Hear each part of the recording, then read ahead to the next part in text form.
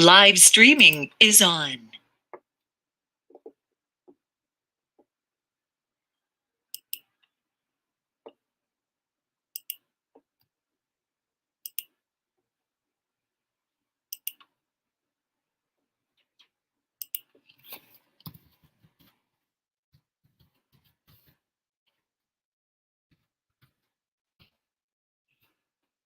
Coloquei o link aí no YouTube.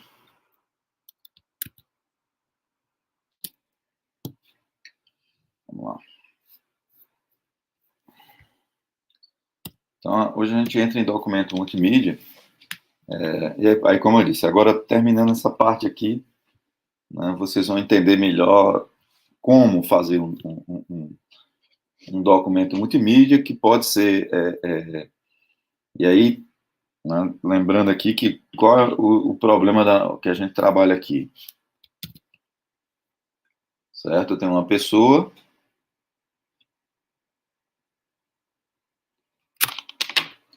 Certo? Eu tenho uma pessoa aqui...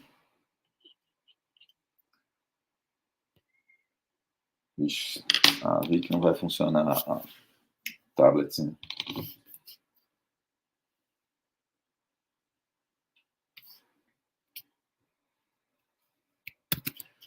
Vamos lá. Tem uma pessoa usando um computador, um sistema de comunicação, aí do outro lado, computador e uma outra pessoa. Tá? E aí a gente tem dois problemas de comunicação aqui, né? Aqui está a fronteira aqui do... Deixa eu botar.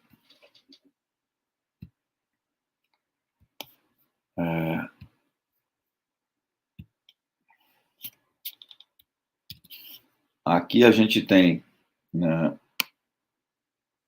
uma fronteira aqui do mundo real.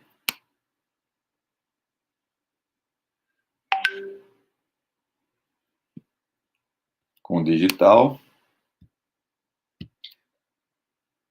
E eu tenho um problema de comunicação que é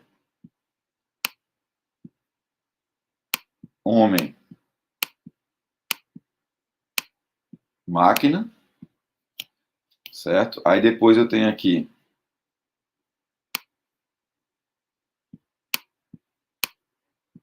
uma máquina enviando informação para outra máquina.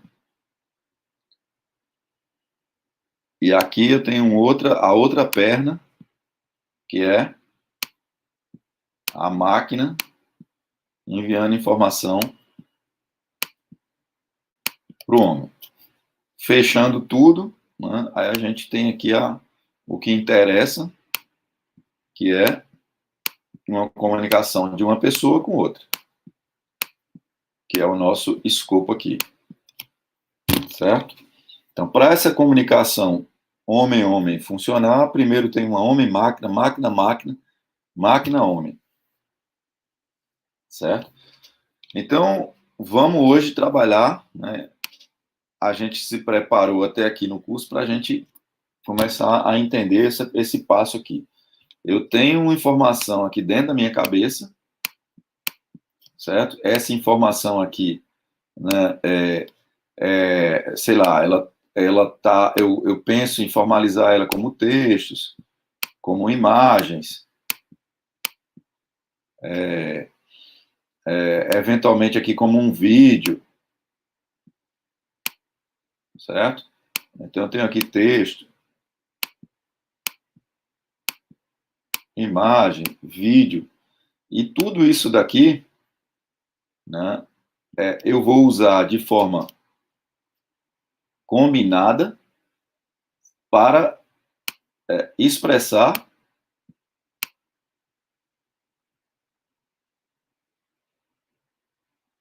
fazendo caligrafia aqui de novo, ó. Alfabetização. É letra de analfabeto mesmo. Para expressar, né, a informação que está dentro da minha cabeça. Eu preciso de representações concretas dessa informação, né, que possam ser exibidas no mundo real para poder, lá do outro lado, o cara entender o que eu estou falando, o que eu quero passar de informação para ele. Tá? A gente até aqui, no curso, que foi que a gente viu, como é que eu codifico textos, imagens, como é que eu codifico vídeo, né? Como é que eu codifico aqui um áudio, uma informação de áudio. Então, até aqui a gente foi vendo como é que a gente gera representações no mundo digital, né, para esse tipo de informação. Agora, a gente vai trabalhar na soma. Certo? Como é que eu somo textos, imagens, vídeos, áudio, para expressar uma ideia. E a ideia, e eu vou trabalhar nessa soma, né? Por que eu vou trabalhar essa soma? Né? Em algum momento do tempo, eu perdi essa figura, que eu depois tenho que procurar para ver se eu consigo achar, que é como se fosse o espectro de representação. Eu achei isso em um artigo em algum canto e botei nas apresentações de multimídia e depois perdi. De representação de informação. Então, por que eu estou fazendo essa soma? Porque desse lado aqui eu tenho emoção, desse lado aqui eu tenho razão. Certo? Óbvio que a emoção está mais para o mundo real, das pessoas, a razão, a gente já vai mais para o digital, para a matemática, para não sei o quê. Então, se a gente disser assim, se eu tenho que codificar uma informação e essa informação carrega mais razão do que emoção, então, vamos fazer o gráfico aqui do que seria, né, aqui o texto.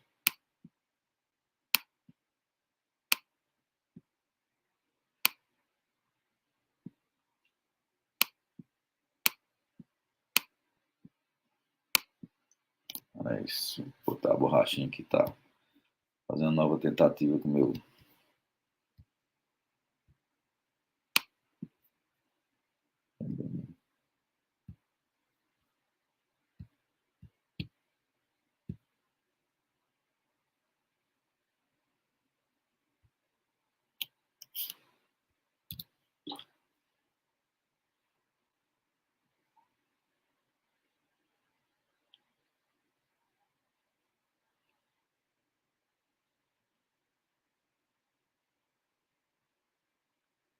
Já sei que não vai. Vamos lá.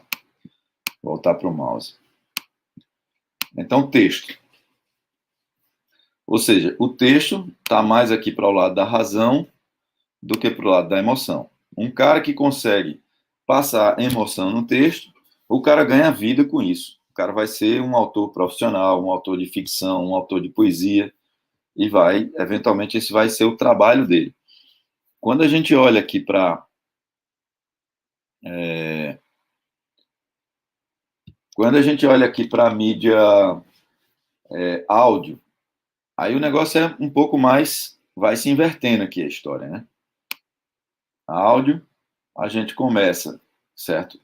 Se eu quero passar o áudio, ele vem carregado de informação. O áudio da voz, né? Principalmente a voz, vem carregado de informação. Tanto é que a gente tem detetor de mentira. Tá?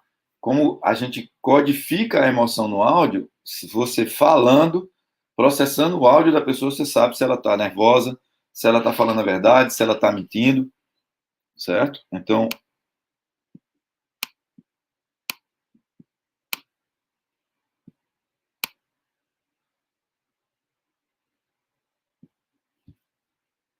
o áudio, certo? Carrega aqui mais emoção. Passo razão no áudio, é o que eu estou fazendo aqui com vocês, certo? É uma habilidade, eu sou profissional, eu passei a vida me preparando, estudando, e dando palestra, dando aula, não sei o que, para aprender a passar informações que são, né, racionais, usando a mídia áudio. Só que eu não estou só falando, porque se eu tivesse só o áudio aqui, ia ter que rebolar e ser rolé para eu passar essas informações que eu estou passando aqui para vocês. Quando a gente olha para a imagem, certo? Como é que vocês acham que a gente posiciona a imagem nessa figura aí, onde de um lado eu tenho, né, a facilidade e a carga inerente de razão ou de emoção, né, numa mídia. Então, áudio vai junto à emoção, principalmente de uma pessoa falando. No texto é uma coisa racional. Textos e números é racional. Dia desse, eu até vi um negócio, um cara fazendo poesia com matemática. É meio complicado, mas dá para fazer. Você pode passar a emoção numa equação, né? Pouquíssimas pessoas vão conseguir entender a equação, entender o racional, muito menos ainda vão entender a emoção que você está codificando nessa equação. Mas eu até devia ter guardado esse negócio, ter botado aqui como um exemplo, que é interessante. Ter imagem. Como é que vocês acham que seria a imagem nesse gráfico aí? É mais emoção, é mais razão? Como é que é?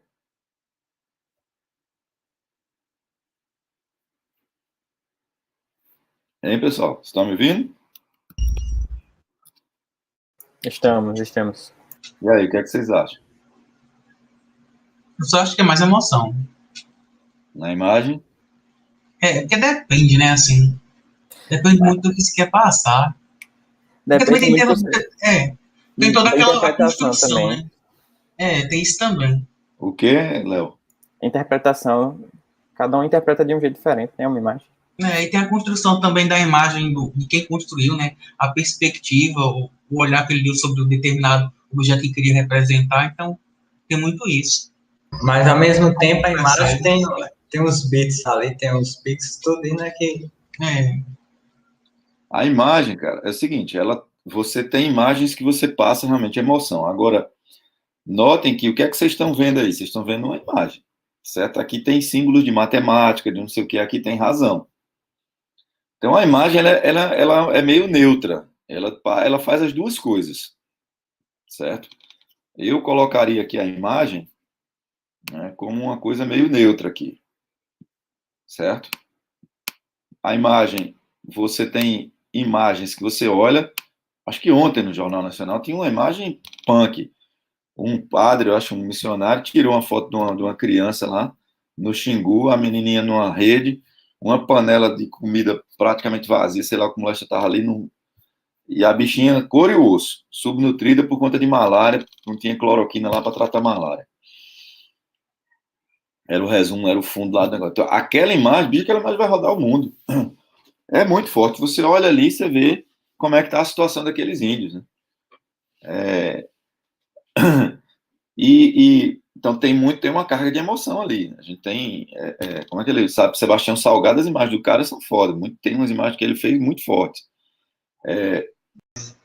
Mas agora, por outro lado, uma equação é uma imagem, certo? Os símbolos matemáticos, quando coloca aqui a transformada de Fourier, sei lá, coloca aqui que um sinal em função do tempo, certo? Vai ser igual aqui, né? Vou botar o aproximado aqui a um somatório de I, né, variando de 1 a N, de A I, cosseno, aí tá pau para escrever aqui, de WI. Bom, isso é uma imagem também.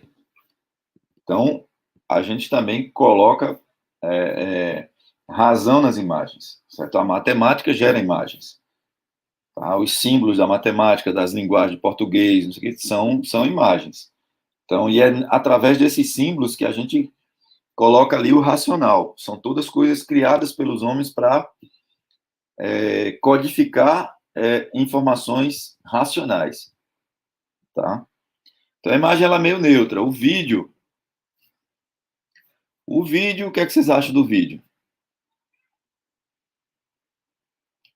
Quando o senhor fala do vídeo, o senhor fala do vídeo como um conjunto de áudio ou só a questão das imagens passando? O vídeo é audiovisual, normalmente, né? Não, é porque, por exemplo, duas coisas juntas. Você tem a questão do filme de terror, por exemplo. Normalmente traz a emoção acelerada, aquela suspense, aquele medo e tudo mais, mas é basicamente porque tem a questão mais do áudio do que da imagem. Não, mas as imagens também são importantes. Não, as imagens são importantes, mas se você fizer, por exemplo, o teste de ficar cego e ouvir um vídeo de terror, e ficar surdo e ver um filme de terror, já lhe dá estímulos diferentes. Então, eu perguntei só a questão mesmo de saber se a gente está considerando o vídeo como um conjunto de áudio e imagem. A gente está fazendo uma análise aqui, esse gráfico é uma coisa bem subjetiva, né? Mas é só para vocês terem uma ideia, é o seguinte, eu classificaria aqui, ó, certo? Colocaria aqui, como um cara que carrega mais emoção do que a imagem, certo?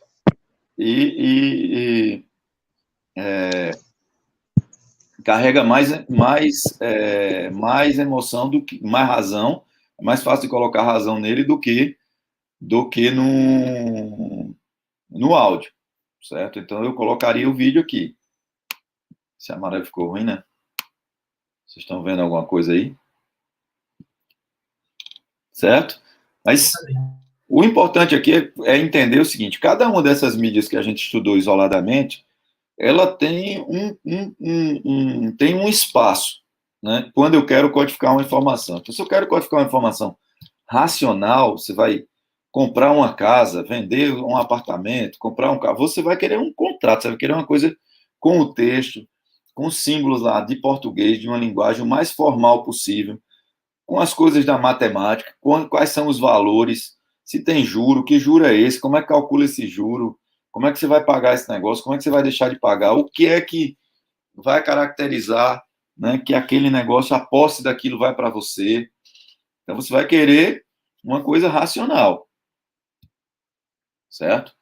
Então, você vai aqui para as mídias mais racionais, vai para o texto, certo? Vai usar aqui a imagem, textos, imagens. Tu vai fechar um negócio com áudio, isso vale? Entendeu? Como é que é isso? Alguém já comprou uma casa aqui de boca? Já fechou um negócio de boca? A gente fecha. Compra um chiclete, compra sei lá o quê, de boca. Mas quando o negócio é firme mesmo, é formal, não sei o que, é mais para o plano racional, a gente vai atrás de texto, de imagem, para ter provas de que a gente, né, que aquela informação está codificada ali de maneira o menos ambígua possível. Quando a gente vai, né, com textos e vídeos, certo? A gente vai aqui normalmente fazer o quê? Codificar a emoção. Aí é música, aí é entretenimento, é música, aí é cinema, novela, filme, não sei o que. Aí a gente vai codificar informações que têm mais peso, que carregam mais o lado emocional. Então, quando a gente quer emoção, a gente vai meter áudio, a gente vai meter vídeo. Quando a gente quer razão, a gente vai para o texto, vai para a imagem, porque a gente quer a coisa mais formal, quer determinismo, a gente quer ir para o lado da razão e se aproximar da matemática. Ok? As linguagens, a gente tem uma parte das linguagens, a definição formal das linguagens com gramática, com a definição de sintaxe, regras de sintaxe, isso aqui é uma definição que se apoia na lógica matemática. Certo? Então, a linguagem, ela tem um pezinho preso lá na matemática. A matemática é a linguagem, digamos assim, mais formal que a gente tem. Aí vai informalizando e chega nas linguagens faladas, que aí a fala já tem a parte emocional, mas a parte emocional, quando você escreve o que você falou, você perde emoção. É como eu disse, para o cara codificar emoção num texto, tem que ser um poeta, não é todo mundo faz isso, não. Tem que ter uma habilidade especial para fazer isso. Então, aqui a gente tem uma espécie de um cardápio. Eu vou codificar uma informação. Eu quero carregar no emocional, então eu vou partir para vídeo, para áudio. Eu quero ir para o formal, eu vou partir para texto, para imagem parada. Eu quero misturar tudo, vou misturar tudo. E vou misturar tudo como? Certo? Fazendo uma soma aqui. Então, a minha informação, eu vou... Essa informação aqui ficou... Deixa eu...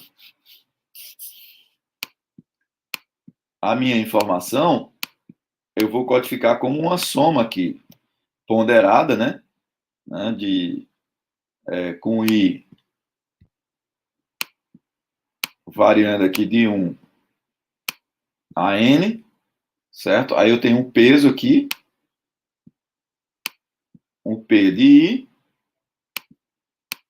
vezes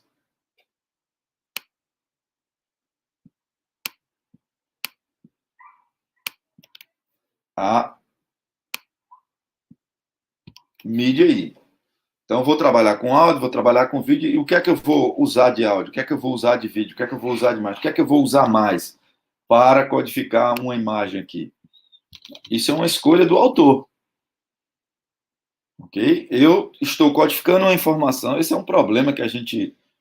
comunicação, certo? Isso que a gente está estudando aqui é um negócio muito sério. Comunicação é igual comer. Certo? Se você não conseguir se comunicar, você não come. Pronto, começou logo aí. Certo? Você não come. Se você não souber pedir uma comida, você morre de fome. Eu tenho um exemplo, meu irmão jogava futebol e ele jogou no Flamengo e jogou lá, chegou no Júnior, Flamengo, foi pro profissional, aí foi para a Alemanha. E a vida toda dizia ele, rapaz, Naná, estuda inglês, a cabeça do cara é 100% esporte, todos os neurônios dele é ato reflexo. O cara jogou na seleção brasileira de sub-17, sub-17, o cara jogava muito. Era capitão do Flamengo, não sei o quê. Aí foi para a Alemanha. Chegou na Alemanha, passou um tempo lá, ele ligou para mim um dia e disse, rapaz, como é que o cara perde uma porra de uma água nesse país infeliz? Porque eu peço água, os caras me trazem... Uma água sem gás. Ele disse, eu peço água. Ele aprendeu a falar água. Aí os caras traziam água com gás. Eu não aguento mais beber água com gás. Como é que eu peço uma porra de uma água sem gás aqui? Eu disse, rapaz... Aí liguei para um amigo meu, para alemão, o cara me disse, eu disse a ele, pronto, ele passou acho que uns 30 dias querendo tomar uma água, porque ele não sabia que na Europa, na Alemanha, o sistema de tratamento de água funciona, então água sem gás o cara pega na torneira e bebe na torneira. Quando você pede uma água, o cara está partindo do pressuposto que você não quer uma água normal, uma água que você pega na torneira. Não faz sentido comprar uma água mineral sem gás, lá na Alemanha, na cabeça dos alemães. Se você pedir uma água, o cara dá uma água com gás. Então, repara, se você não se comunica, você morre de sede, você morre de fome. Tá? Então, é uma coisa muito básica para a sobrevivência. Então, a habilidade de se comunicar bem, né, certo? Cara, tem gente que ganha muito dinheiro porque se comunica bem, consegue comunicar bem as suas ideias, certo? E aqui a gente está meio que nessa figura entendendo a confusão que é isso, porque se eu vou me comunicar e eu vou usar várias mídias, como é que eu vou usar essas mídias? Que mídia eu uso? Em que medida eu uso cada mídia dessa para gerar uma codificação mais complexa da informação que eu quero codificar? E o que é esse negócio aqui? O que é isso? Certo? Isso daqui é um documento multimídia. Certo? Que é o tema da nossa aula. Isso aqui é um documento multimídia. Então, se eu vou expressar uma informação, né, vou fazer um registro concreto, vou representar essa informação em mídias, e vou usar mais de uma mídia, então eu estou gerando estou representando aquela informação em um documento multimídia. Tá? Então, no início, a gente trabalhava com documentos baseados em texto, monomídia.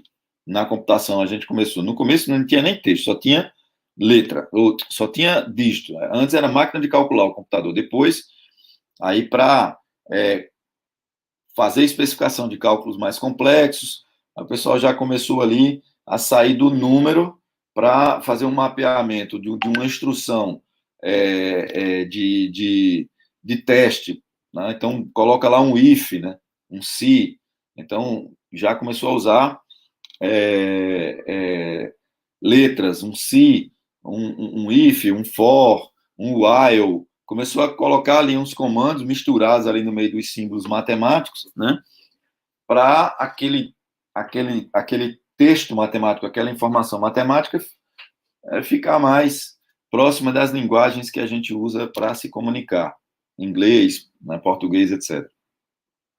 Mas os computadores antes era só número e símbolos matemáticos.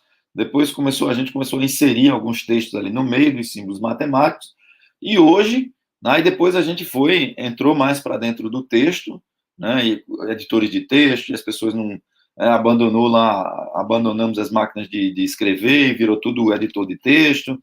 Então, todos os textos foram para dentro dos computadores e agora, aí depois a gente começou a entrar com áudio, com vídeo, e os computadores agora conseguem ver, conseguem ler, conseguem enxergar, estão aprendendo a fazer essas tarefas que antes só os humanos sabiam fazer, tá? Mas no início da história aqui era basicamente texto, depois a gente foi entrando com as outras mídias, né? E aí foi entrando inicialmente, aprendemos a gerar representações, né, matemáticas, ou fazer descrições matemáticas de uma imagem, porque a gente já viu aqui, o que é uma imagem? Uma imagem é uma matriz, certo? É uma matriz aqui de valores, certo? Coloca aqui os valores 10, 11, 12, 15, 20, tá? 70.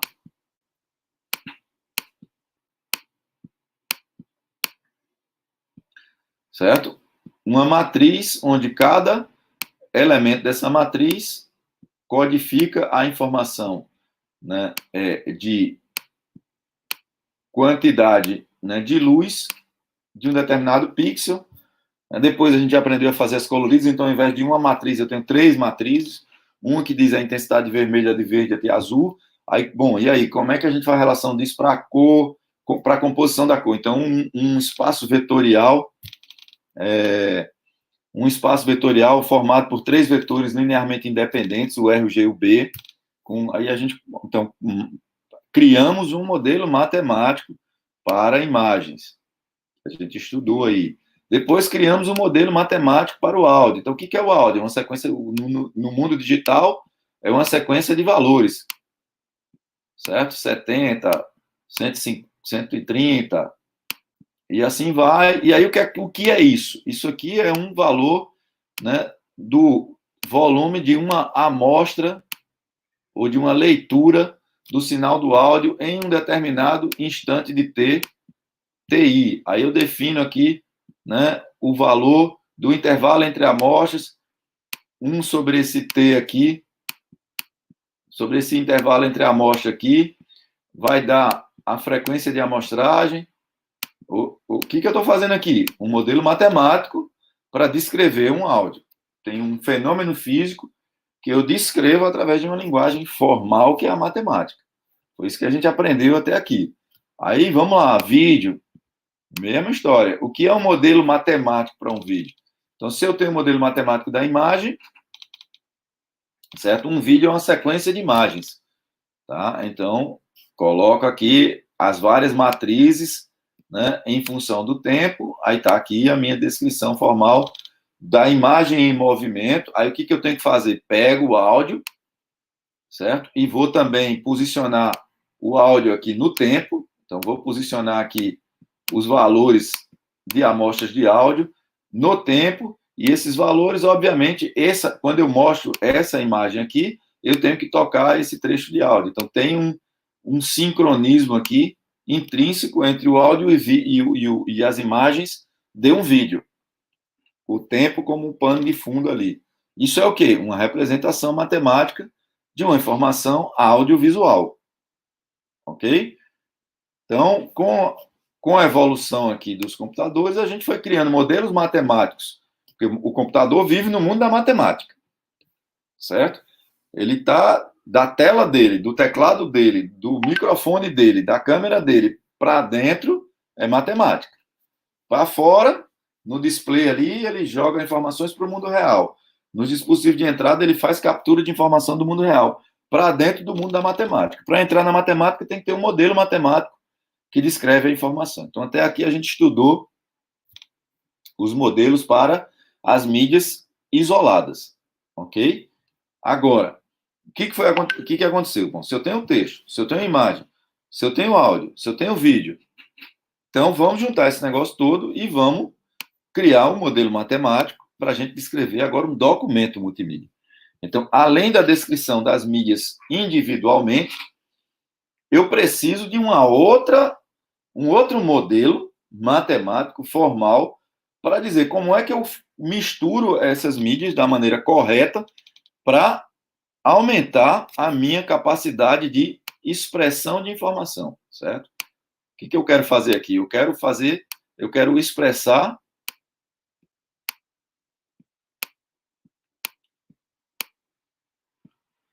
uma informação. E eu tenho que, com um documento multimídia, em tese, eu aumento a minha capacidade de expressar informações. Se eu combinar da maneira correta as mídias individuais em um documento multimídia. O documento multimídia não vai entrar dentro de um computador, então eu tenho que ter um modelo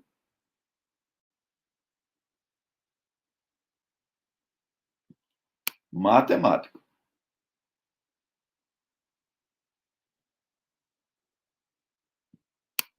Certo?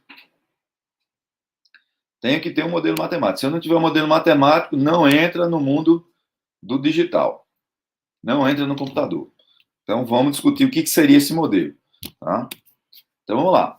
É uma composição de fragmentos de informação representada em diferentes mídias. Então, tenho aqui tenho uma música, certo? Tenho aqui uma imagem parada, eventualmente, aí tenho aqui um texto, outro texto, aí tenho aqui o pessoal cantando, um coral cantando essa música, ok? Então, no meu documento multimídia, eu vou ter objetos de mídia, que são as mídias isoladas, certo? E vou definir relacionamentos entre esses objetos.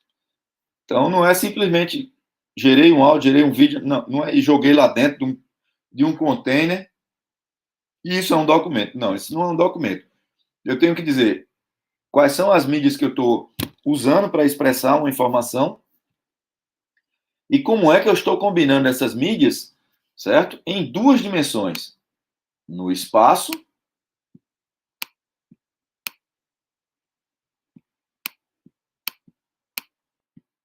e no tempo. Certo? Para gerar o meu documento aqui, certo? Eu vou ter que especificar relacionamentos espaciais e relacionamentos temporais entre os meus objetos de mídia. Então, definir um documento é definir as mídias individuais, definir como é que essas mídias devem ser apresentadas no espaço. Então, vou apresentar, aí vamos lá, o que espaço é esse? Então, eu tenho o espaço, por exemplo, do meu display. Então, vou usar o quê? Uma tela de um computador. Como é que eu vou colocar a imagem, o texto? Vou colocar um embaixo, um em cima, um de lado? Como é que eu vou organizar os meus objetos de mídia naquele espaço do display? Aí é um display de um computador grandão, de um desktop, de um computador de mesa grandão, é um display de um notebook, que já é menorzinho, é um display de um celular. Repara, se eu estou fazendo uma tela grande, eu posso organizar de uma forma. Quando eu vou para um celular, eu já tenho que adaptar aquelas minhas relações entre objetos, as relações espaciais, eu vou ter que definir relações diferentes. Não dá para botar um do lado do outro, não. Eu vou ter que botar um em cima, um embaixo, rolar a tela, não sei o quê. Isso no espaço visual. E a gente tem um espaço acústico também, certo? Então, eu vou apresentar numa tela de cinema, 12 metros de comprimento, sei lá, 9 metros de comprimento, 4, 5 metros de altura. É aí que eu vou dispor os objetos, ou é numa telinha de celular? 5 centímetros para um lado, 10 centímetros para o outro. Dependendo do device que eu vou usar, do canal que eu vou usar para jogar aquela informação de volta para o mundo real, né? Sair do digital e voltar para o real, eu tenho que definir como eu vou posicionar de maneira relativa os objetos daquele documento. Aí tem os objetos visuais, e eu tenho também o espaço acústico. Eu vou tocar aquilo como? Eu vou ter uma caixa de som, então eu vou ter que trabalhar com som mono, só tenho um canal de áudio. Eu tenho 2 caixas de som, então posso trabalhar com 2 canais, o esquerdo e o direito. Eu tenho um sistema de som com várias caixas, onde eu posso posicionar os meus objetos de som num espaço tridimensional. Eu estou dentro de um cinema que eu tenho 17 caixas de som, né, e vou posicionar Aí posicionar num espaço acústico eu tenho que saber a posição de cada caixa de som, de cada fonte de som, e vou calcular qual é a intensidade, qual é o volume do som em cada uma dessas caixas, para que a pessoa sinta, perceba como se o som tivesse gerado em uma determinada posição. O som está atrás, o som está na frente, o som está do lado direito, do lado esquerdo. Quando a gente está numa sala de cinema, a gente tem essa sensação de imersão num ambiente tridimensional. Tem sala de cinema que tem 256 caixas de som, certo? Tem sala de cinema que tem 256 caixas de som. Então, eu já entrei nos laboratórios que tinha esse negócio aí. Cara, tinha um sonzinho assim de uma abelha. O cara botava um som de uma abelha. Meu amigo, você sabia onde é que estava a abelha, entendeu? Não tinha a imagem da abelha, mas o cara botava a abelha, você via a abelha subir, descer, passar para trás de você, vir para cima de você, vir para cima do seu olho, do cara tirar a cabeça do meio, entendeu? Por quê? O cara tem um sistema de som com 256 caixas, numa sala fechada, com todo o esquema de acústico ali. Então, eu tenho um espaço acústico tridimensional. Dependendo do meu sistema de exibição, eu consigo ter um controle mais ou menos refinado de onde posicionar os objetos de som, as fontes do som. Então, definição de relações espaciais, o espaço visual, o espaço acústico. Também tenho que definir as relações temporais. Em que momento no tempo cada um dos meus objetos de mídia vai aparecer? Vai aparecer um, depois o outro, vai ser na sequência, os dois vão aparecer simultaneamente, em paralelo, tá? Eu vou querer apresentar a imagem e o texto em paralelo, o áudio na sequência, depois o vídeo na sequência, depois eu boto uma imagem e um texto em paralelo. Então, vou ter que definir em que momento do tempo os meus objetos vão aparecer. Vou ter que definir um relacionamento temporal entre eles. Então, definir um documento multimídia, criar um documento multimídia, conceber escolher quais são as mídias isoladas, os meus objetos de mídia, e depois pensar o relacionamento entre esses objetos no espaço visual, no espaço acústico e no tempo, certo? Isso é... E aí Professor, Oi. o senhor falou aí monomídia e multimídia. Por exemplo, um texto hoje que a gente vê muito, cheio de links, que leva a outros textos, a outros vídeos e áudios. Como seria esse documento? Você está definindo. Um link, ele define um relacionamento temporal entre dois objetos de mídia. Certo? Ele define o seguinte: você apresentou esse objeto, você dá a opção, né, você, enquanto autor, se você não quer forçar a exibição de um outro objeto junto, você dá a opção ao leitor de clicar no link para ver o outro objeto. Então, quando o cara clica no link para ver o outro objeto, você reorganiza o espaço visual ou acústico e você define um relacionamento temporal entre os objetos, que é um relacionamento temporal assíncrono. Você diz assim, ó, eu estou mostrando essa imagem aqui, poderia ter um link aqui nessa imagem, um pitoco aqui. Se o cara apertar o pitoco, nesse momento aqui, nesse tempo, certo? Que você não sabe qual é a priori, você não sabe quando é que o cara vai apertar o pitoco, você pode até definir um limite. Vai ser do instante 10 até o instante 50 segundos. Né? Desde se o 0 aqui é o início da apresentação desse documento. Então, você pode até dizer que está aqui, ó. Enquanto de 10 a 50 aparece o pitoco aqui. Se o cara clicou, aí em um tempo X, nesse intervalo, você vai mostrar esse texto. Então, você está definindo um relacionamento temporal entre esses objetos, através de um link, de um elo. Tá? E quando você dispara o elo, que você vai mostrar o outro cara aqui, aí você pode mexer nos relacionamentos espaciais. Por exemplo, a imagem podia estar em tela cheia, aí você bota ela para metade da tela, abre uma outra metade da tela para mostrar o texto. Certo? Então, nosso problema, precisamos de definir relacionamentos espaciais e temporais entre os objetos. Esses relacionamentos têm que ser entendidos por uma máquina, certo? A conversa aqui, essa parte do curso aqui, ó, é o homem, a gente até aqui está fazendo o seguinte, o homem está falando com máquina. Então, aqui no meio, eu saio do real, do mundo real, que pode ser até dentro da minha cabeça, os sinais dentro da minha cabeça moendo aí para um lado e para o outro, e vou botar isso aqui no digital.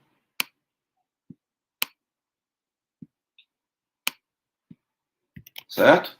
Então, como é que eu faço isso aqui? Para eu entrar no mundo digital, eu preciso da matemática. Então, essas relações espaciais e as relações temporais, eu vou ter que definir usando uma linguagem matemática. Ou uma linguagem apoiada na matemática. Certo? Então, para eu dizer que essa imagem aqui fica em cima dessa, eu vou ter que dizer, essa imagem aqui fica na posição. Isso aqui não é uma matriz, certo? O meu display lá vai ser uma matriz onde eu vou dizer, ó, a posição desse cara aqui é linha 100, coluna 800, certo? Aí, esse cara aqui, aí eu vou ter que dizer, esse cara daqui está nessa posição inicial, aí ele vai ter um comprimento de 200 linhas e vai ter uma altura de 150, vai ter um comprimento de 200 colunas e 150 linhas. Isso aqui, né, eu vou ter que dar um comando para dizer, ó, mostre ou imprima ou print, certo? Essa imagem, né, na posição 100, coluna, linha 100, coluna 800, esse cara tem 200 colunas de comprimento, 150 linhas de altura. Aí esse outro cara daqui, eu vou lá para a matemática. Esse cara aqui vai estar onde? Vai estar no, sei lá, no 300, certo? Na posição 300. Como está alinhado aqui 800, então está na linha 300, na coluna 800, e esse cara aqui vai ter, como são parecendo do mesmo tamanho as bichinhas aí, então vai ter 200 por 150. Pronto. Botei um print e passei esses parâmetros. O computador, lá no mundo digital, ele sabe que uma imagem é uma matriz de pontos. Aí eu disse qual é o ponto inicial, quantas colunas, quantas linhas aquela imagem tem que ser exibida, certo? A imagem é maior, essa imagem ela não tem 200 colunas, ela tem 400 colunas e 300. Beleza, o computador vai fazer uma operação matemática de escala, vai aplicar uma escala de 50%, ou seja, você vai diminuir 50% dos elementos da imagem. Como é que eu diminuo? Vou usar uma equação matemática para cada 2 pixels, em cada 4 pixels, aí vai virar 1. Beleza, vou fazer uma conta, calculo uma média, né, dos 4 pixels da imagem original para 1 pixel da imagem que eu vou exibir na tela e dou meu jeito aí no mundo digital. Vou fazer operações matemáticas para executar o comando que veio do mundo real. Print a imagem super-homem, na posição 100, 800, eu quero que ela tenha 200 de comprimento, 150 de altura. Ok? Então, estou começando a dizer, o que é que tem lá no NCL, na linguagem lá de programação de aplicações para TV digital? Comandos desse tipo. Mostre a imagem nessa posição, com esse comprimento, com essa altura. Certo? Aí, galera que criou lá essa linguagem, certo? E quem programou lá fez algumas coisas para facilitar a gente, entendeu? Então, diz lá, bota uma imagem na posição, então bota essa outra centralizada com ela, bota na direita, bota à esquerda, bota em cima, bota embaixo. Mas eu estou dando um comando que, quando entra no computador, vira tudo matemática. Qual é a posição onde a imagem começa, quantas linhas, quantas colunas ela tem. Ok? Então, estou definindo um relacionamento espacial. Estou dizendo para o computador onde é que ele tem que botar no espaço visual. Certo? No espaço acústico, eu vou jogar aquele som e vou dizer qual é o ganho que eu quero. Se eu quero que o som ele tenha um volume que foi o volume da gravação, eu vou dizer se eu quero que ele toque mais alto, se eu quero que ele toque mais baixo. Certo? Então, isso são os parâmetros lá do som. Basicamente, é volume. E dá para mexer ali no grave, no agudo, não sei. Tem outros comandos que você pode, né, aplicar numa representação de áudio, num som, modificando a apresentação dele.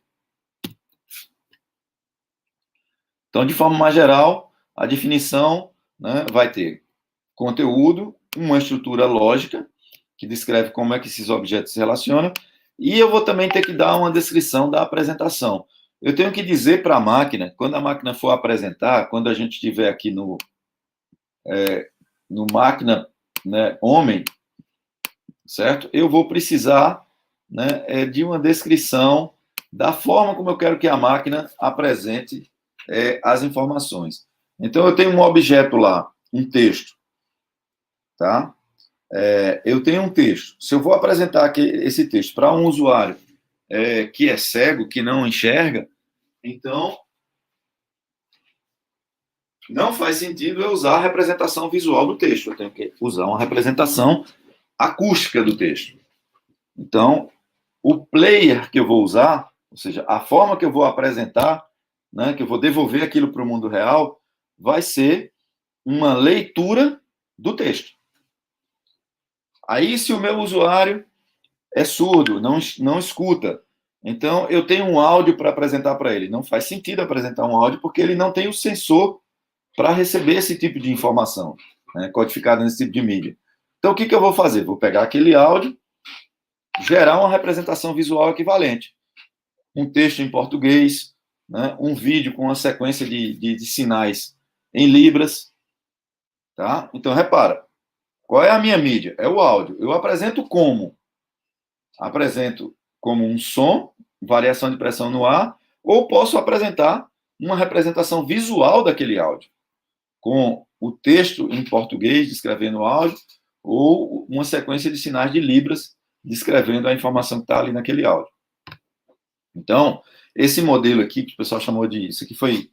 Os caras criaram num evento, um ACM multimídia, eles criaram um modelo com essa estrutura aí. Então, tem uma estrutura, chama modelo Dexter, que foi num hotel que chama Dexter.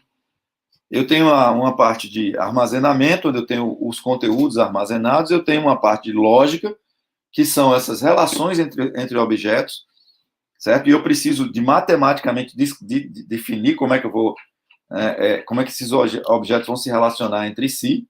A gente vai ver, por exemplo, o NCL é uma linguagem criada para definir estrutura lógica aí de documentos. E eu tenho os conteúdos, que aí a gente já viu como é que faz, como é que eu codifico uma imagem, como é que eu codifico um vídeo, um áudio, ok? Esses elementos aqui que me permitem definir a estrutura de apresentação, a estrutura lógica e os conteúdos, né, os elementos que me permitem fazer essas especificações, né, são descritos através de um modelo conceitual. Para definir um conteúdo, eu tenho que ter um modelo conceitual daquilo. O conceito tem que existir, tem que ser definido de maneira formal. Então, eu vou ter um objeto vídeo, objeto texto. O que é um objeto texto? Um objeto texto, eu tenho lá um conjunto de números, cada número daquele está associado a uma letra através de um código, como o código ASCII. Esse objeto é uma imagem. Então, as unidades de informação da imagem são os pixels, os elementos de imagem. Cada pixel vai ter lá o valor da intensidade de luz, né? Se for preto e branco, só de luz branca. Se for colorido, de luz branca, de vermelho, de verde e de azul. Uma matriz com os valores. Certo? A minha unidade de informação é o pixel. Né? Se for o vídeo, eu tenho... Aí uma mídia mais complexa, eu vou ter os quadros. Dentro dos quadros, eu vou ter os pixels e vou ter isso organizado em função do tempo. Né? Então, tem que estar tudo isso na definição, encapsulado. Quando eu digo isso é um objeto vídeo, certo? Que foi codificado num vídeo MPEG, um vídeo H264, aí pronto. Eu estou dizendo para o cara que vai ler aquele objeto que aquele vídeo está gravado no arquivo, a primeira coisa que vem é um cabeçalho de sequência, aí depois vem um cabeçalho de quadro, cabeçalho de golpe, não sei o que, depois vão vir os valores lá de diferença da representação no domínio da frequência dos quadros, ok? Então, eu vou dizer, isso é um objeto vídeo codificado com H264, pronto. Quando eu pego aquele conjunto de bits ali, eu consigo interpretar aquilo de maneira correta. Mas no meu modelo conceitual, eu vou dizer, eu suporto objeto vídeo com o formato H264, MPEG 2 e não sei o quê. Porque eu sei interpretar um conjunto de bits, né, usando esses formatos de codificação. Tá? A estrutura lógica, eu tenho que dizer, esse objeto A se relaciona com o objeto B através de um link, que diz o seguinte: quando terminar a exibição do objeto A, comece a exibição do objeto B. Então, tem uma ligação lógica entre eles, que eu vou ter que escrever, vou ter que dizer, esse objeto A terminou, no final do A começa o B. Ok? Estrutura de representação, eu vou ter que dizer, esse objeto aqui, eu quero que apresente ele é um texto, mas eu não quero apresentar ele como texto, eu quero que ele entre num sintetizador de áudio, eu quero apresentar como áudio. Tá? Porque eu estou apresentando ele para uma pessoa que está dirigindo um carro, que não pode ficar olhando para uma tela, para um display, tem que ficar escutando a informação. Certo, pessoal? Então, preciso descrever tudo isso no meu modelo conceitual do documento multimídia. Então, documento multimídia, por exemplo, o NCM, que é o modelo conceitual que deu origem ao NCL, a minha tese de doutorado foi uma das teses de doutorado. Né? Foi mais de uma tese de doutorado, ou seja, 4 anos de trabalho, para... Aí, se somar ali, acho que teve a minha tese, a de Rogério, a de Débora, de Noemi, doutorado, acho que Bolinha foi doutorado, acho que foi Bolinha e Moreno. Em 5, uns 20, Carlão, Bidu fez doutorado nesse negócio também. Então, já vai em 7 aqui, né? Multiplica aí, ó, 7 vezes 4, 28 anos de trabalho para a gente definir um modelo conceitual de um documento multimídia. Criar todos os elementos ali para poder descrever de maneira correta conteúdos, estrutura lógica e estrutura de apresentação. Tá? Quando a gente tem aí o aspecto temporal envolvido, ou seja, se eu tenho mídias dinâmicas, certo? A gente já viu aqui, então eu vou precisar definir tempo. Então, eu preciso, além dos relacionamentos espaciais, eu vou precisar definir também relacionamentos temporais entre os documentos.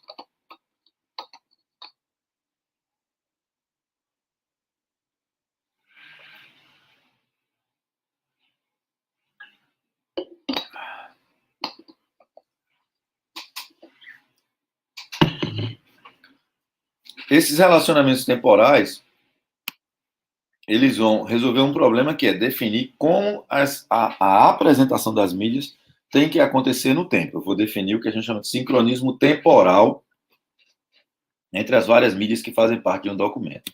Ok? Então, fazer um parênteses aqui para a gente entrar, né, um pouco mais a fundo nesse problema de sincronismo temporal. Eu vou ter sincronismo de conteúdo, vou ter sincronismo espacial, vou ter sincronismo temporal. Porque aqui também tem alguns autores que entram nessa coisa do sincronismo e coloca tudo lá para o sincronismo. Por exemplo, Luiz Fernando foi meu orientador, pronto. O negócio dele era sincronismo, certo? Tudo era sincronismo. Então, você pode usar sincronização para fazer a expressão de um monte de coisa, tá? Relações entre conteúdo. Dependência de alguns objetos de mídia e algum dado. Por exemplo, eu tenho uma planilha e um gráfico. Então, eu tenho um relacionamento de conteúdo. Se eu mudo um valor lá numa célula da planilha e tem um gráfico relacionado a ela, o gráfico automaticamente muda lá. O gráfico de barra, de pizza, não sei o quê, vai mudar o gráfico. Então, tem esses dois conteúdos, esses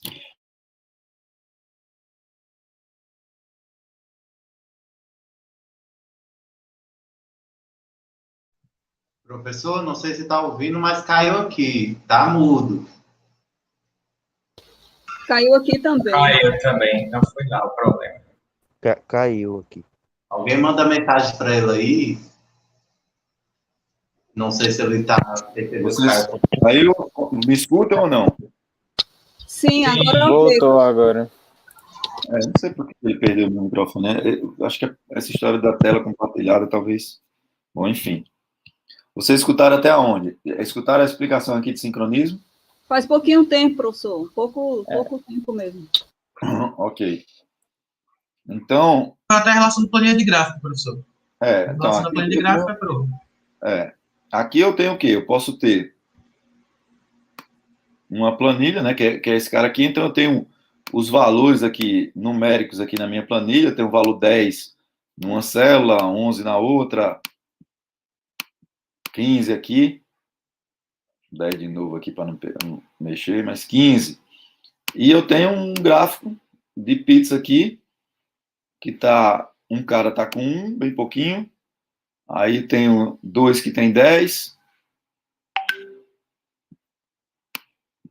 e o outro tem 15 aqui. Se eu boto esse cara daqui para 10 também, o gráfico vai mudar. Eu vou ficar com 1 e vou dividir aqui em 3 pedaços. Certo? Então, mudei o conteúdo, né, representado aqui como uma matriz de números. O gráfico automaticamente muda aqui também. Tem uma relação entre esses conteúdos.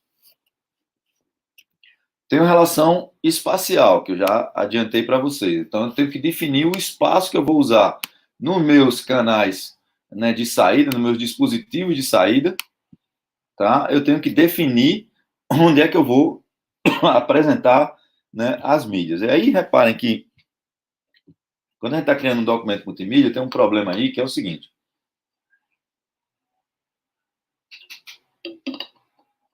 A princípio, né, não necessariamente eu sei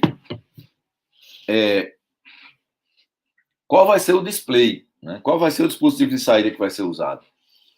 Não, quando eu estou projetando um negócio, eventualmente o cara vai ver aquilo no celular, ou vai ver num computador, ou vai ver numa tela grande, ou vai ver num cinema, ou vai ver num projetor, ou numa televisão.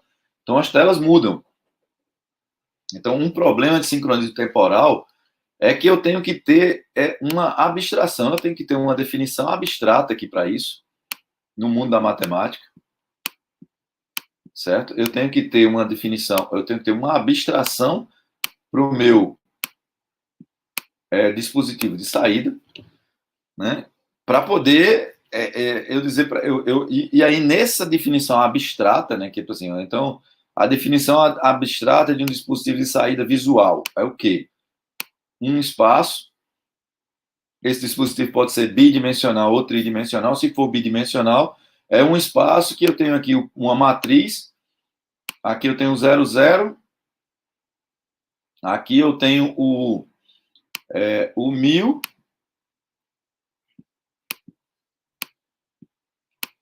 E vírgula 2000. O último ponto aqui, meu último ponto é esse. Então, eu tenho ponto 0, 0 e posiciono as coisas dentro dessa matriz aqui. Tá? Então, eu tenho uma abstração matemática, certo? Para o meu dispositivo de saída, para o meu display, para a minha tela. Tá? E quando eu estou projetando, criando o meu documento multimídia, eu vou posicionar os objetos em cima desse, no documento, no NCM, que é o modelo que a gente criou lá na PUC e que é usado para o Ginga, eu tenho o que a gente chama de um canal de saída. E aí o canal de saída visual, se ele for bidimensional, ele tem os parâmetros de comprimento e altura, de resolução espacial, tá?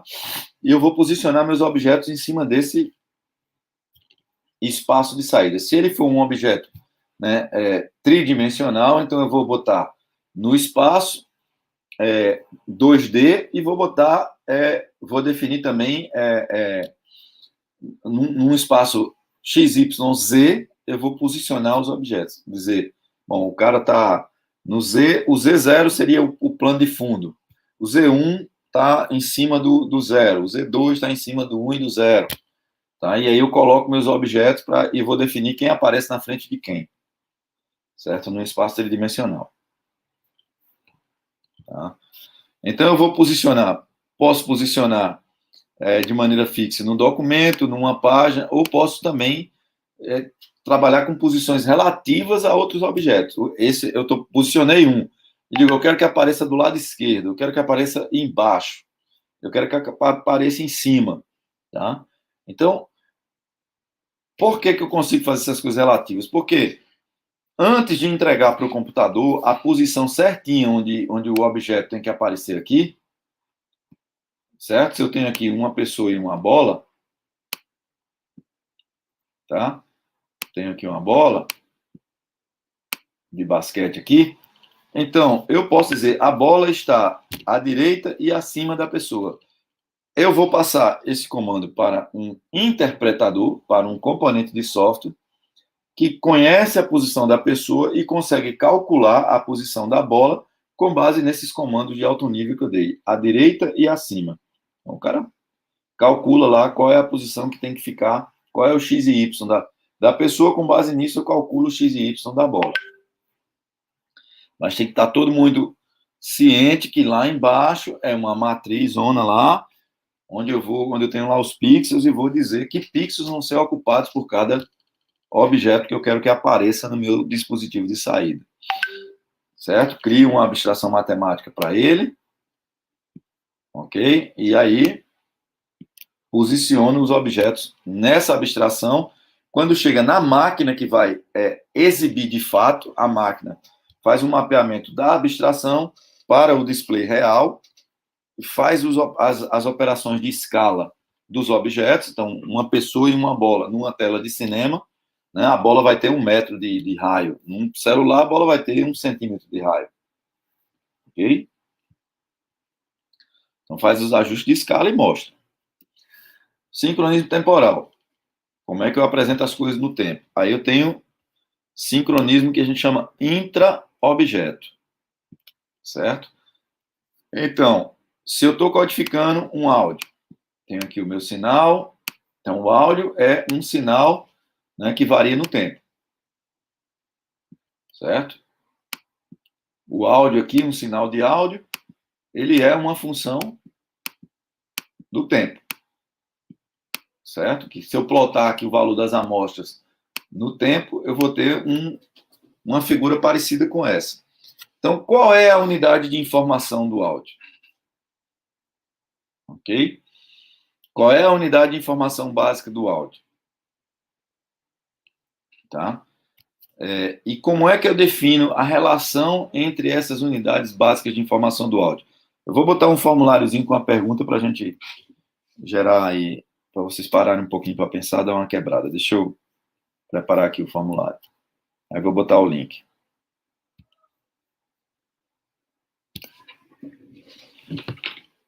Só um minutinho.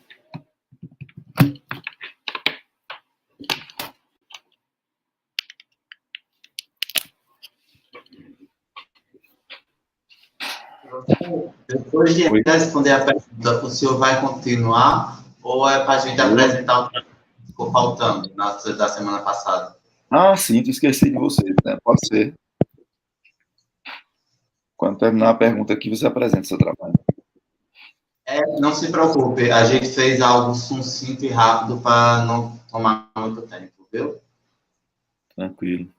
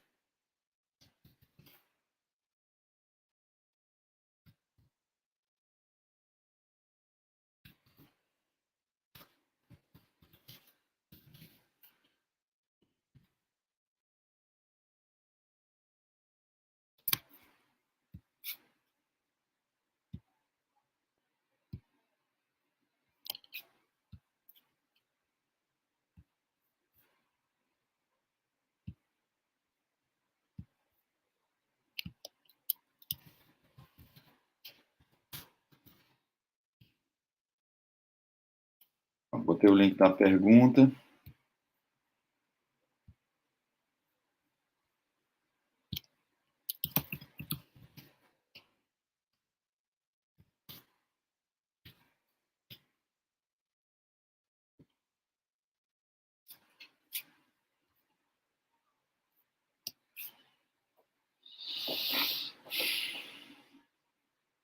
Então, o que são as unidades de informação no áudio e como é que a gente define o relacionamento entre estas unidades de informação para fazer a especificação do sincronismo intra-objeto no áudio?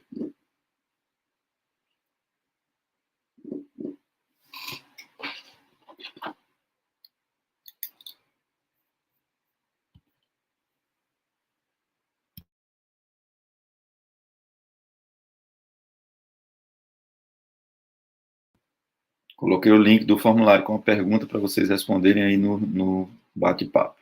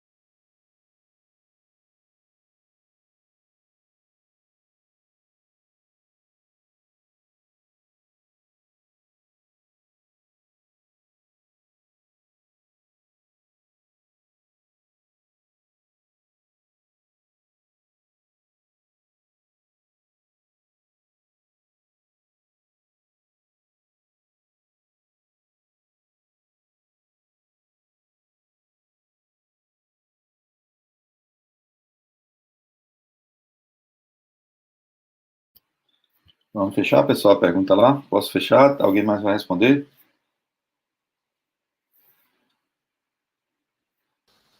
Espera um pouco, professor, por favor, estou terminando. Ok.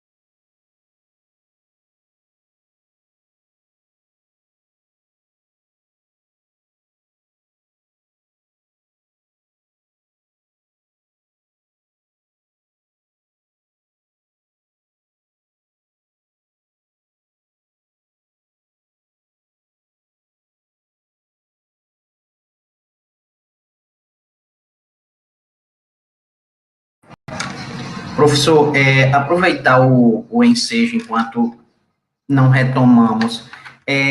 Essas perguntas e respostas eu tento respondê-las conforme eu tenho entendido a explicação. Ou o senhor faz a correção piamente do jeito que pede a teoria. Eu também queria saber, professor, se vai haver algum tipo de feedback sobre essas perguntas em relação às notas. Porque eu também não entendi direito nem a pergunta em si, porque é muito complicado, assim, muito pouco tempo para dar uma pesquisada, ver se consegue montar uma ideia. É uma outra coisa com relação a isso, professor. Tenho visto no SIGA que o senhor tem colocado algumas notas que estão lá que não é definitiva, que a gente sabe que não é no sistema das notas. Mas, por exemplo, eu respondi 4 ou foi 5 perguntas, mas lá na minha nota está meio ponto. Eu queria saber como é que o senhor está fazendo essa avaliação. Também. Eu corrijo, eu faço as perguntas e corrijo aí. A pergunta certa vale 1 ponto, cada pergunta certa é 1 ponto. Tá? Aí, se você... normalmente,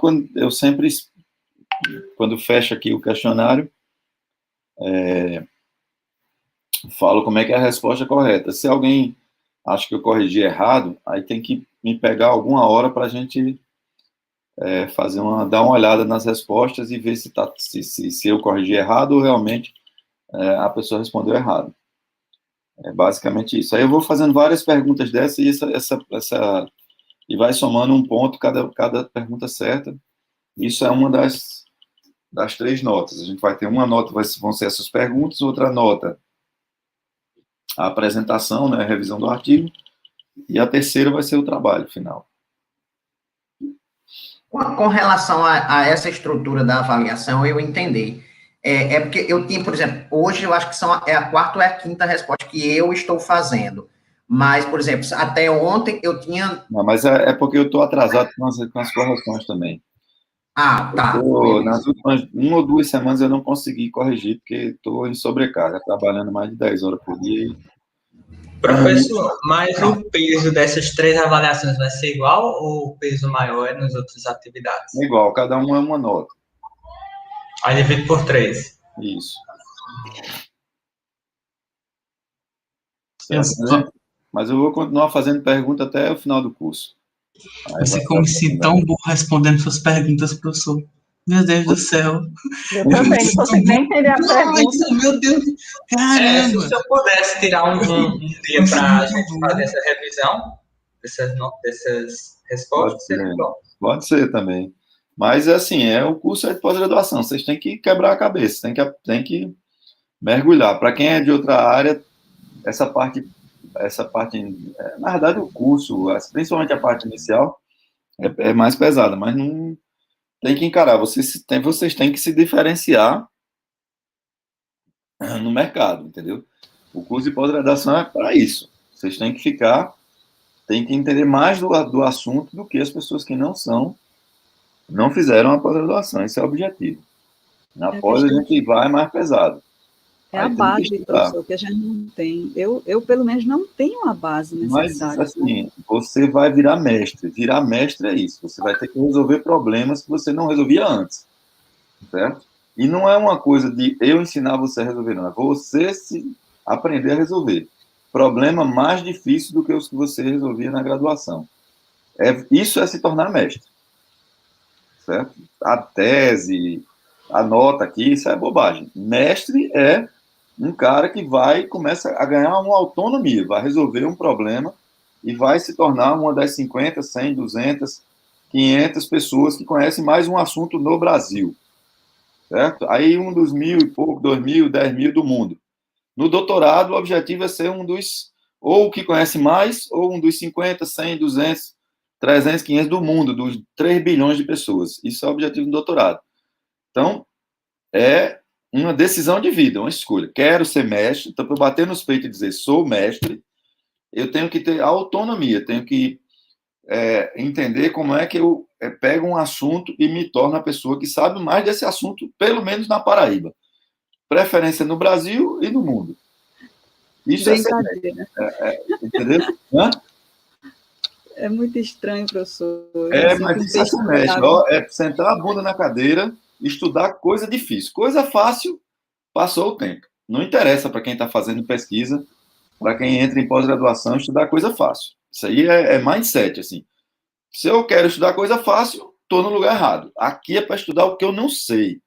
O que eu e que ninguém de preferência sabe. Porque se outras pessoas souberem, aí você vai estar trabalhando na sua pesquisa, você vai publicar, acaba publicando antes. Perdi. É uma corrida. Isso aqui é disputar uma Olimpíada. Fazer e fazer ligeiro. Estudar o mais difícil possível no menor tempo possível. Pós-graduação é isso. Entendeu? Aí não adianta fugir de coisa difícil. Pelo contrário, tem que ir para cima de coisa difícil. Quanto mais difícil, melhor. Aí dá trabalho para aprender coisa difícil. Muda na cadeira, tem que ler, pega livro A, livro B, vai na internet, assiste não sei o quê, tem que correr atrás. É isso que vocês estão fazendo aqui, pessoal. Vocês estão se tornando mestres. O meu trabalho é esse aqui, é provocar vocês, é desafiar vocês. Não interessa ser disciplinar, não. Tem que ser o melhor do Brasil. Certo? Professor, mas provoque sem a nota, professor. Provoque sem a nota, seria uma provocação tão mais feliz. É um instrumento para vocês, que se não tiver nota, se você tiver a consciência do que é se tornar um mestre, você eventualmente vai. Mas aí como é que você vai saber se você sabe ou não sabe? Tá? Isso daqui é o curso da PUC, isso aqui é o curso que os caras dão em universidades americanas. Alguns desses slides aí são de Clara Anastácio, do curso que ela dá. Qual é a universidade dela? É uma universidade nos Estados Unidos, eu não sei qual é. Aí tem o autor dela, que dá esse curso na Alemanha. Então, para ser o melhor do mundo. Se não é para o melhor do mundo, pelo menos o melhor do Brasil, se não, pelo menos o melhor da Paraíba, né? Professor, Tá dando umas falhas. Everton, acredito que ele quer falar algo, que ele está abrindo sempre o áudio dele. Acredito que ele quer falar. Certo, tranquilo. Isso. Professor, eu concordo com a sua explicação, com o que o senhor falou. Realmente é questão de consciência nossa enquanto aluno, mas há limitações com relação à área específica. E com relação ao meu caso específico, tem uma questão que é a tradução. Eu estou vendo uma tradução em Libras, que eu entendo, mas na hora que o senhor está falando, o intérprete vai procurando sinais e alguns sinais não tem na área. Então, quando o senhor tem faz essas perguntas, eu sinto um pouco de dificuldade nessa caminhada. Já com relação ao trabalho com a equipe, eu sinto um pouco mais de facilidade. Está travando aqui para mim. Certo, Everton. Eu entendo a avaliação. O meu trabalho aqui é botar vocês... Aí, ele está falando, só um minutinho. Aí, então, com relação à área, eu sei que cada um é de uma área diferente, mas eu sinto essa dificuldade com relação à tradução. Talvez se os ouvintes estão sentindo dificuldade, eu também estou, muito mais por eu não ouvir.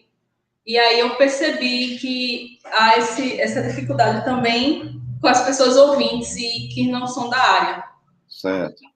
Então, o meu trabalho está sendo bem feito. Certo? Se vocês estão tendo dificuldade de acompanhar, de aprender, eu estou fazendo meu trabalho direito aqui como professor de pós-graduação. Estou forçando vocês, estou deixando vocês desconfortáveis. Certo? Quando eu fui fazer minha pós-graduação, meu amigo, sofri pra caramba. Fui para a PUC. Tinha um professor que hoje é professor na universidade nos Estados Unidos, Daniel Benassé, que é um dos caras... Acho que ele foi o cara a ganhar o título de Fellow da ACM mais novo da história. O cara era um gênio. O cara começava a fazer umas deduções matemáticas, dava 3 quadros de equação, sem parar. Aquele negócio saía lá às 11. Não entendia porra nenhuma do que ele estava falando, do que ele estava fazendo. Chegava, pegava o livrinho, ó, virava à noite lá estudando para conseguir, no outro dia, entender alguma coisa que ele estava falando. É assim que a pessoa se torna um mestre. O meu trabalho é deixar vocês desconfortáveis. Eu tenho que falar de coisas difíceis. Se eu for falar o que vocês já sabem, o que vocês estão fazendo aqui? O que a gente está fazendo aqui? Nada, perdendo nosso tempo. Então, tem que correr atrás do prejuízo. Não se preocupem na hora de avaliar como é que Everton se torna mestre, como é que Vinícius se torna... Vão ser... o que cada um vai conseguir resolver de problema é uma coisa individual. Envolve o esforço, mas envolve o que você traz de conhecimento prévio, as suas limitações. Isso vai ser considerado nas avaliações. Ninguém precisa ter medo de avaliação, não. O que vocês precisam fazer... Eu estou fazendo a minha parte, que é jogando vocês para uma zona onde vocês não estão confortáveis, vocês estão entendendo que vocês não sabem de tudo, vocês sabem muito pouco do assunto, e se vocês querem ser mestres nessa área, em computação e arte, e comunicação, não sei o quê, vocês têm que saber mais. Então, está funcionando, vocês estão incomodados, então tem que estudar, certo? Tem que estudar, e quanto mais vocês estudarem, mais conhecimento vocês tocam, mais você tem para vender no mercado de trabalho. Então, essa é a lógica, e a dinâmica de pós é isso, é limite. Tem que ir para o limite pessoal. O que eu vou avaliar é se cada um foi para o limite. Se esforçou, tentou, se conseguiu acertar, se conseguiu fazer ou não. Aí depende. Óbvio que eu vou... Né, essa coisa no final da história, eu vou avaliar os trabalhos, não vai ser igual. Tipo, o Léo trabalha já num projeto, na iniciação científica dele, ele já entrou num projeto que trabalha com multimídia. Então, esses conceitos que vocês estão vendo pela primeira vez, ele já programa com essas coisas, já faz. Então, a avaliação dele é diferente. Ele tem que fazer um trabalho muito mais difícil do que o de vocês, para ter a mesma nota. Entendeu? Então, na pós, e principalmente uma pós como essa, que vem gente de áreas diferentes, se o trabalho é mais fácil para Léo, ele tem que fazer um trabalho mais difícil do que o de outras pessoas. O que eu vou avaliar é a quantidade de trabalho. Ele... eventualmente um negócio que vocês passam aí 2 meses ralando pra caramba para fazer, ele vai fazer numa tarde, certo? Então, isso aí eu sei. A nossa turma é heterogênea, tem gente que tem muito desnivelado o conhecimento prévio. Agora, o que eu estou tentando aqui indo realmente para vocês entenderem os conceitos básicos, né? Quando a gente está trabalhando de comunicação envolvendo computadores, não tem como fugir para você saber onde você está pisando desses conceitos que a gente está vendo, de matemática, são conceitos matemáticos. Eu tenho que entender que eu estou formalizando lá embaixo, para saber o que está acontecendo quando eu projeto um sistema multimídia. Se eu quero me comunicar usando televisão digital, o que é que está por trás? Posso programar, posso fazer as coisas sem entender absolutamente nada do que está por trás. Aí você não precisava estar aqui, certo? Com o seu curso de graduação, com um cursinho aí de programação não sei de quê, de não sei o que lá, no Udemy ali, de 10 horas, 15 horas, você resolve. Vocês vão ter uma base diferente das pessoas que não fizeram a pós-graduação. Esse é o objetivo, certo? E a coisa do mestre, aí é uma coisa mais filosófica, inclusive orientadores têm visões diferentes, não sei o que. Na minha, o que eu aprendi com o meu orientador, que é uma coisa muito pessoa a pessoa, né?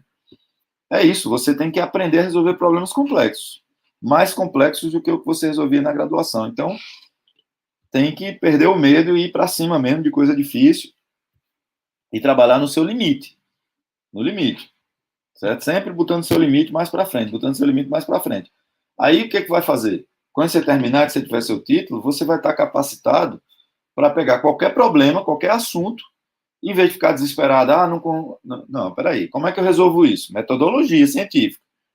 Vou lá, vou ver esse problema aqui, outras pessoas já resolveram, como foi que elas fizeram? Certo? Aí, bom, vou para a minha solução. Como é que eu sei que a minha solução é boa? Que ela presta, que ela não presta? Como é que eu comparo com as demais? Metodologia. Você vai gerar hipóteses, colocar sua pergunta, sua questão de pesquisa, aí vai responder, aí vai validar, fazer, bom, isso aqui, essa resposta é papo firme ou é conversa mole? Para ser papo firme, vamos lá, como é que eu provo que essa solução é boa, que ela é melhor do que as outras? É isso que vocês estão aprendendo aqui, cara. Entendeu? O que eu estou fazendo, eu vou dar uma sacudida na disciplina. Eu e os outros professores provavelmente também vão fazer a mesma coisa. Agora, óbvio que a gente entende que a gente está numa turma heterogênea, tem gente que tem mais base, tem gente que tem menos base. Agora, quem tem menos base tem que trabalhar para criar essa base para chegar num patamar mínimo, certo? Para discutir, no caso da gente aqui, sistemas multimídia, tem que saber o que está falando, saber o que é um vídeo, o que é um áudio, o que é a representação digital disso, né? O que é um vídeo comprimido, o que é um formato, o que é que está por trás dessas coisas. E quando a gente entra para multimídia, também. O que é um documento multimídia, assim, na visão da pessoa nossa, mas também temos que entender o que é isso na visão lá do computador. O que é que está acontecendo dentro do computador? É isso que a gente vai discutir aqui. Então, eventualmente não é fácil, eu sei que não é fácil, mas quanto mais difícil, melhor. Pesquisador tem que procurar problema difícil e correr de problema fácil. Quando você estiver fazendo um negócio, se for fácil, não é para você, é para outra pessoa. Se você for um pesquisador, você vai para cima do que for difícil. Esse é o mindset. Para terminar e dizer, eu sou mestre. Escrever um texto, ir para uma banca, que dificilmente vai reprovar, porque só se o negócio é muito ruim mesmo. E dizer que isso é mestre. Não, mestre é uma coisa pessoal, é você se sentir pronto para pegar um problema complicado e desenrolar uma solução bacana para um problema complicado. O que é um problema complicado? Para mim, para Léo, para Everton, para João Rafael, vai ser diferente, certo? Agora, o que é importante é todo mundo ter consciência que está aqui para jogar o seu limite para cima. A gente tem alunos da graduação aqui. O limite deles é outro, certo? Então, todo mundo, mas na graduação o processo é o mesmo, né? Para eu dizer, sou um bacharel em computação, sou um engenheiro de computação, sou um cientista de dados, tenho que saber mais do que um cara que não é. Então, para saber mais do que um cara que não é, eu tenho que pegar minhas disciplinas e descer além, estudar o que o professor ensinou, mais do que o professor ensinou, para conquistar o título, né? O título é uma coisa, tem o papel, mas o papel não significa muita coisa. O que vale é a sua capacidade de resolver problemas o mais complexos possíveis. Certo? Então, a gente tem 5 minutos só, mas aí, terminando, a gente continua aí com a apresentação, pessoal. Podem compartilhar a tela aí. Então, com a avaliação, não é para, assim, ter medo, mas é para trabalhar. Estuda, responde, estuda antes, se for o caso, lê antes da aula, eu estou jogando também essa metodologia de jogar perguntas, né, que eu mesmo vou explicar um pouquinho mais na frente, também é um desafio para você pensar e tentar resolver o problema. Porque se você resolveu o problema, não foi eu que disse para você a solução, você encontrou a solução, você nunca mais na vida você se esquece. E vocês também estão sendo treinados para resolver problema. Eu estou jogando um desafio aqui. Não tem uma pergunta dessa trivial. O tempo de pergunta trivial, que a resposta estava pronta, você achava ali num livro, numa bugada aí, não sei o quê, acabou. Aqui não é para isso. Aqui é para... Eu fico aqui bolando perguntas que, às vezes, nem eu sei responder direito. Para vocês quebrarem a cabeça nesse processo de resolver um problema complexo. Faz parte do nosso... do objetivo aqui. Eu estou preparando vocês para resolver problema complexo. O conhecimento que a gente está adquirindo é um pano de fundo, ele é um conhecimento importante para, né, a formação de vocês na área, mas mais importante do que isso é a autonomia de resolver problema complicado. Não pode ter medo, não pode existir metodologia, e também deixa a cabeça aí funcionar. Bota a máquina num determinístico aí para fazer, para moer e ver o que é que sai. Ok? Então vamos lá. Posso começar? Pode. Bem, gente, boa noite. Promete ser uma apresentação rápida. Meu nome é Vinícius e o meu grupo é formado por Everton, Ivanildo e comigo Vinícius. Nosso projeto é a integração do V4H mais o VLibras. Basicamente, a nossa proposta é integrar os dois, fazendo com que aconteça uma tradução automática de Libras na plataforma V4H através da legenda em português. Como você já conhece, o que a gente está usando agora, o V4H é uma plataforma de conferências que pode ser usado em vários aspectos da sociedade.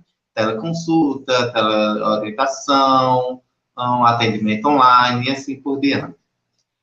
Já o VLibras é outra plataforma responsável por ter um avatar digital, onde esse avatar traduz textos passados para ele para a linguagem de Libras.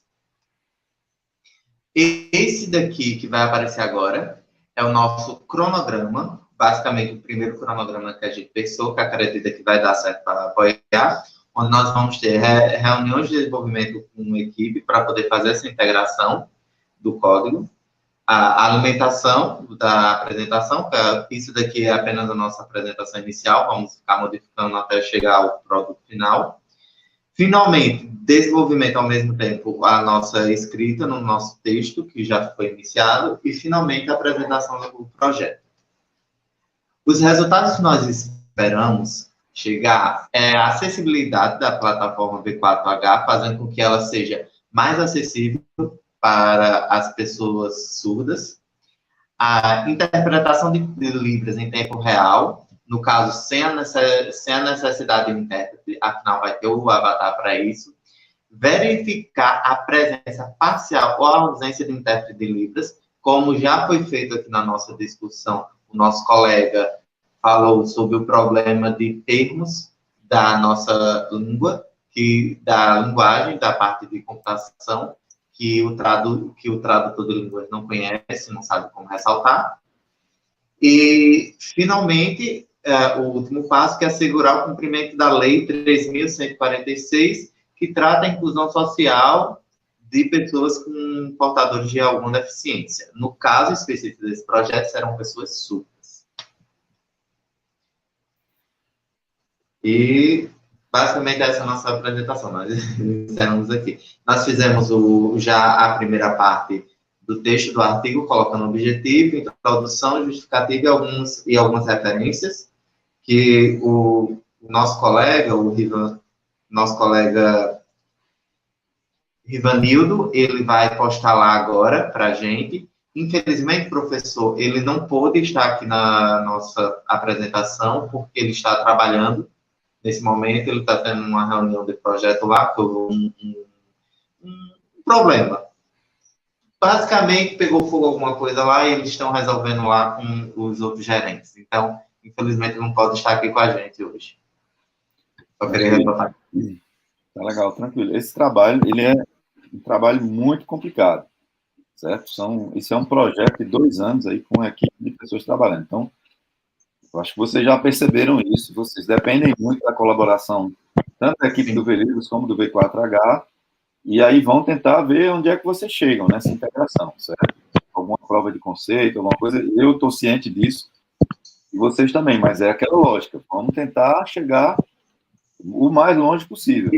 Isso é uma questão. A gente queria até saber quando é que a gente tem alguma forma da gente marcar algum tipo de reuniões periódicas ou algo assim, porque a gente, daquela última reunião, eu entendi mais ou menos algumas coisas e o nosso colega também.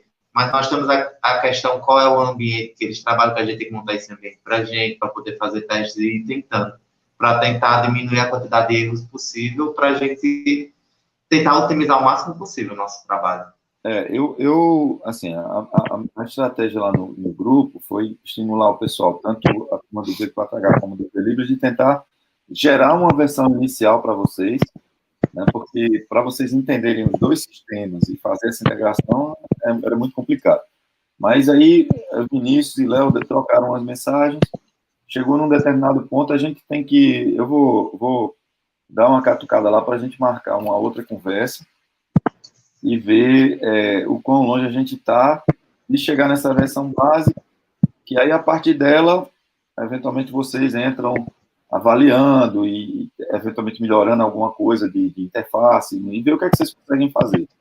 Mas é um trabalho que, se você fazer sozinho, era muito difícil. Você ia demorar muito. Não.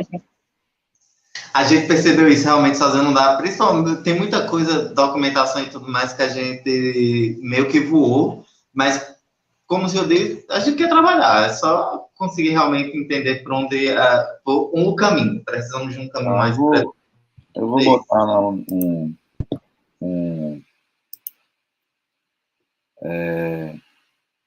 deixa eu até fazer isso agora lá. Dar uma provocada para a gente marcar uma data para a gente... O nosso colega que faz o nosso grupo, que é o nosso colega aqui que é surdo, a gente está falando com ele, mas ele mesmo disse que não tem nenhum tipo de experiência com programação ou coisa assim. Então, a gente está mais levando ele para a questão do teste e da documentação, de fazer o texto. Já que ele é um público-alvo, então levar ele para ver as questões, se o que está dando certo e o que não está. E ele já ressaltou isso daí numa reunião que a gente teve fazendo essa coisa, que é ver se tem como fazer usados para o intérprete traduzir. Ele apontou até isso, como apontou aqui coisa, mas já tinha falado com a gente. A gente achou isso interessante. Botar ele nesse local. Certo, então, o Everton é importante porque ele vai dizer se o que a gente está querendo fazer faz sentido ou não, inclusive, né? Porque ele vai perceber, o V-Libras, ele foi feito para traduzir de texto, páginas web, mídia estática, para Libras. Traduzir de mídia dinâmica de um vídeo para Libras tem requisitos diferentes. Tem o tempo na história, né? É isso que a gente viu até agora, né? Tem o tempo. Então, o V-Libras não está pronto para o tempo. Então, a gente vai fazer uma primeira versão, vai identificar onde é que a gente tem que trabalhar para melhorar, para o V-Libras entender e funcionar bem, considerando restrições de tempo.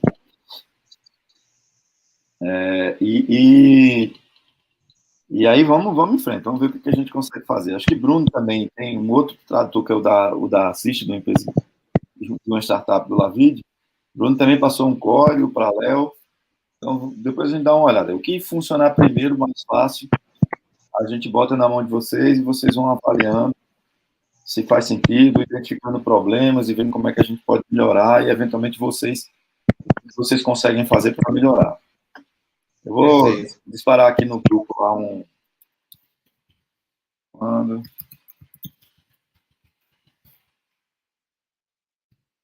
vou fazer uma proposta lá de horário.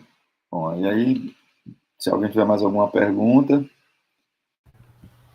Eu queria perguntar, porque eu não encontrei aqui no SIGA o local para enviar o artigo e a apresentação dos slides. É em tarefa.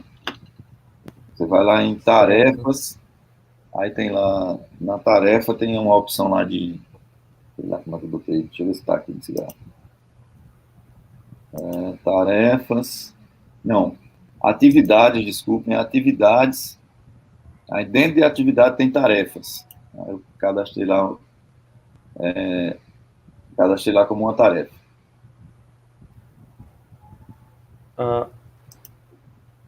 Certo, no caso é a segunda tarefa. Isso. Certo. Tá bem, obrigado, professor. No final da aula passada, quando a gente apresentou o aplicativo da gente, né, a aplicação, o senhor falou sobre um padrão de design Globo, acho que foi isso. Ou foi Globo ou foi Global. Aí se foi Globo, aí eu fiquei perguntando, onde é que eu encontro isso, professor? Eu procurei assim, um padrão, no final da aula passada, quando a gente apresentou a aplicação da gente para TV, sabe? O design para aplicações de TV? Isso. Tá. Se eu tenho um livro, alguma coisa para mandar para a gente. Tem uns documentos da BBC de design para aplicações de TV. BBC? Deixa eu anotar. Ele tem uns guidelines lá para interfaces de aplicações para televisão. Aplicações interativas para televisão. Se você, acho que eu não sei se eu tenho essa referência de cabeça, mas se você não encontrar, se você tiver o contato de Rafael David, depois você me pede, eu te passo o contato dele, aí ele tem essas informações aí. Pronto, eu vou falar com o senhor no WhatsApp, eu passo o contato dele para me pedir. Obrigado. Certo.